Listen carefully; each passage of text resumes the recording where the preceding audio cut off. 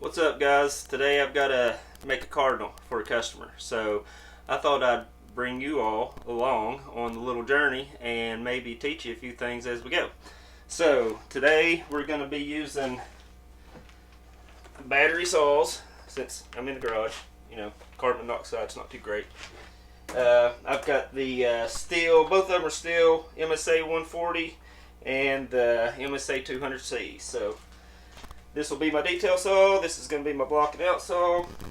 We're going to use some other tools today. I'm going to introduce you to Saburrtooth bits with the Dremel, die grinder, angle grinder. We'll get into all that stuff, so let's get it. Okay, first off, when I carve inside, I've got this little clamp table that seems to work out really good. So what I do is I made up this little jig here. It's just a piece of 2x4 with two 3.5-inch screws in it.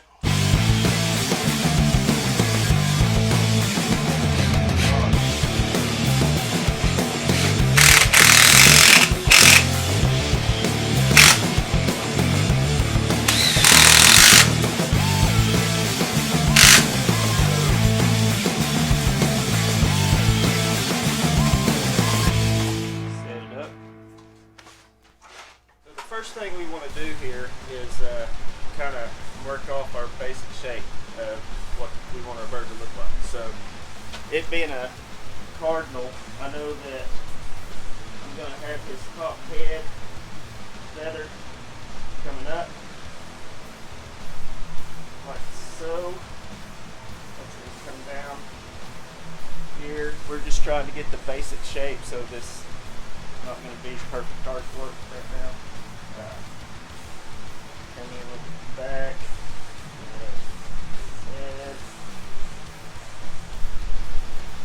chest, tail feather, go down here. This would just be the log. His head's not going to be that big, but you get the idea. This is, I don't do this anymore. I'm just doing it for video purposes and to teach you guys. If you want to start, you know, off doing something like this, that's fine. But we've got a few cuts that we're going to make that are pretty specific that I do every single time when I make one of these. And more or less I'm going to have the top here for where I know how wide his head's going to be. So I'm going to be angling, starting my cut on top, angling down this way. Those will be my first two cuts. I'm going to find out where the bottom of his body's going to be, and I'm going to angle that in this way. We'll leave room for the tail. I'll go along in more detail as we get started.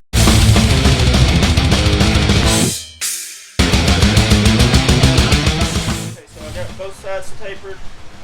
From his head down, got a nice little angle there, an angle coming back in to where the bottom of his body's going to be. So the next thing we're going to do is we're going to expose its top head feather, its beak, its chest, and the rest of it.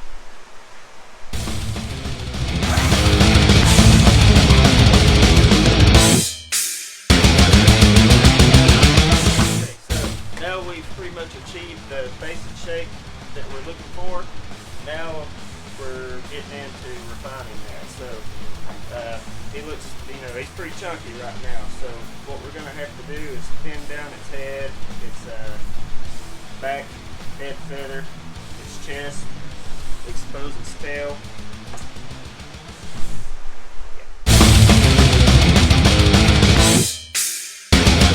Got a picture of a cardinal pulled up on my iPad here, and I'm just going to use that as something to go by.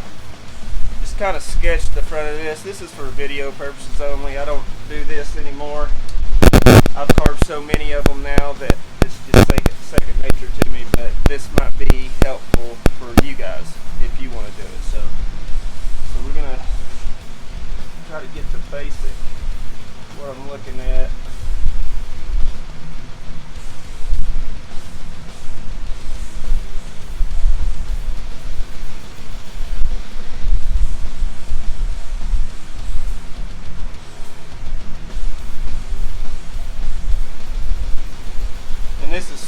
part of this blocking out process. You're really just removing a lot of meat off the wood that you don't want.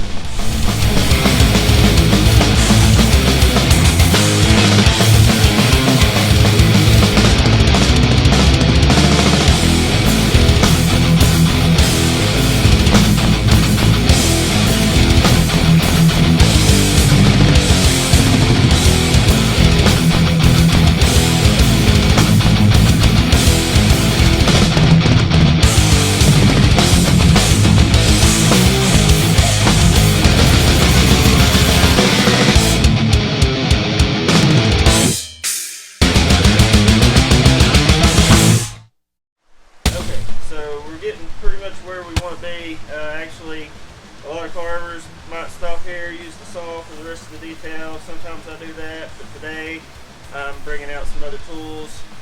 I'd like to put a lot of detail in this one, and I'm going to show you some of the stuff that I use. This right here is my DeWalt angle grinder. I've got a Saburrtooth wheel on this, and if you can see these little spines, it just removes the wood. It's good for sanding, it's good for carving, it's good for a lot of different stuff. You can use the edge for furring on bears. Whatever you want to do, you play around with it, you'll figure something out. So let's clean it up a little bit with this, and then we'll get into some smaller tools.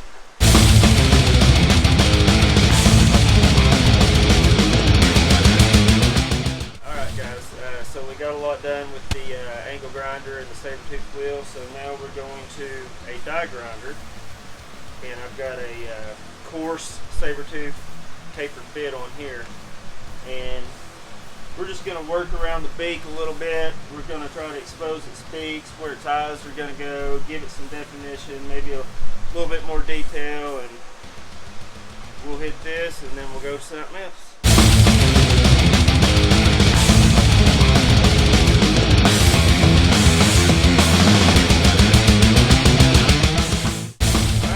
Getting there, guys. Okay, so now we're going from the Saburrtooth bit that we had on our die grinder to a wood shaping bit on a Dremel, and this is actually, I don't know if you can see it very well or not, but this is a Dremel brand. It's just a very abrasive wheel. It's about 1/16 of an inch thick, and it works perfectly for carving grooves. So what I'm going to be using it for is to define around his beak, where his mouth is, into some of these feathers, and give it more texture, more depth. Well,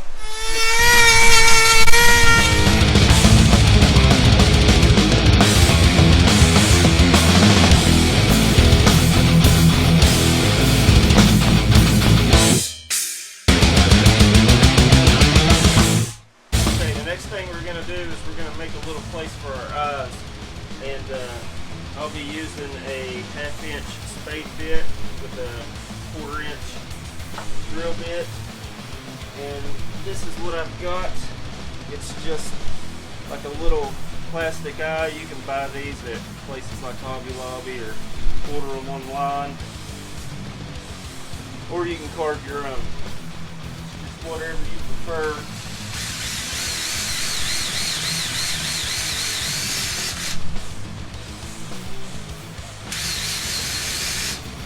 I'll just do that. Then I'll hit it with this 1/4 inch bit. Now when I'm ready, that eye is just going to hit right in there. Gives it pretty good. So we're getting into the final stages here. The next thing I'm going to do is I'm going to burn this with my propane torch. And mainly what we're achieving here is just getting off all these little loose wood fibers, all this fuzzy stuff, call it, all over. We're going to burn that off and then sand it with palm sand.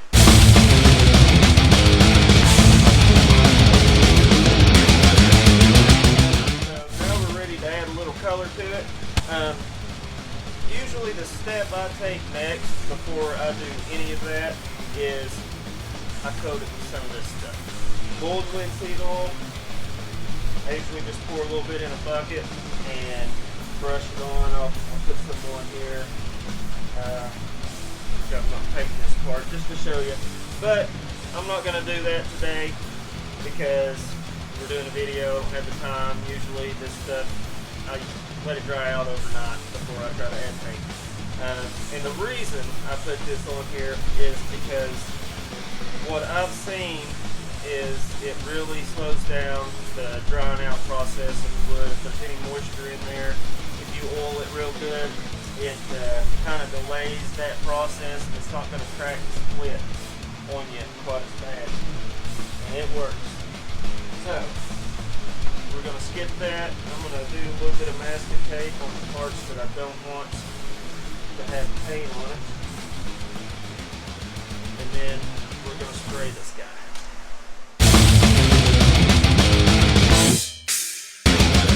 So, I've got my bird sprayed down.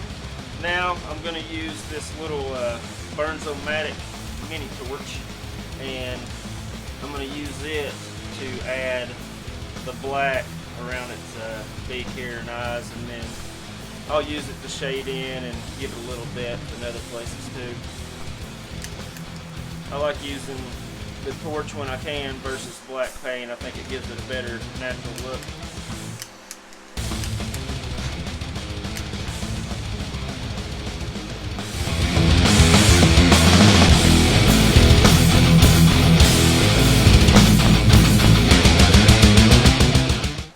How's it looking so far? Alright, I'm going to use this matte black just to give it some little shading here underneath its tail in the back of this wood. That'll give it some depth and kind of break it up from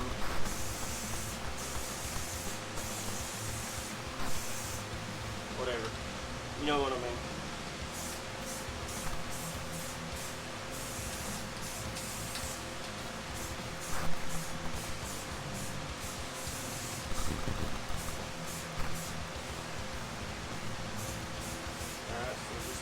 Bit there.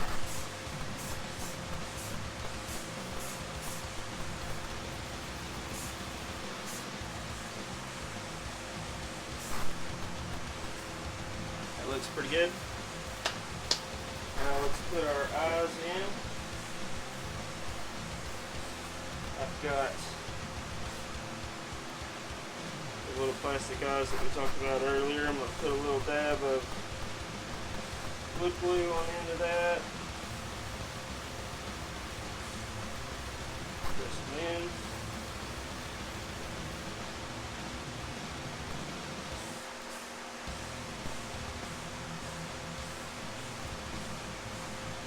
So, and we're done, guys. What do you think? Look okay? You might have kind of a big body, but it's alright. Once again, you all, thanks for checking me out and spending the day with me. I plan on making a lot more of these videos, do some how-to videos. Subscribe, like my page, and let me know what you want to see next. So we'll do a lot of instructional type stuff, and if this is something that you're interested in doing, maybe this will benefit you. And just let me know what you guys want to see, and we'll go from there.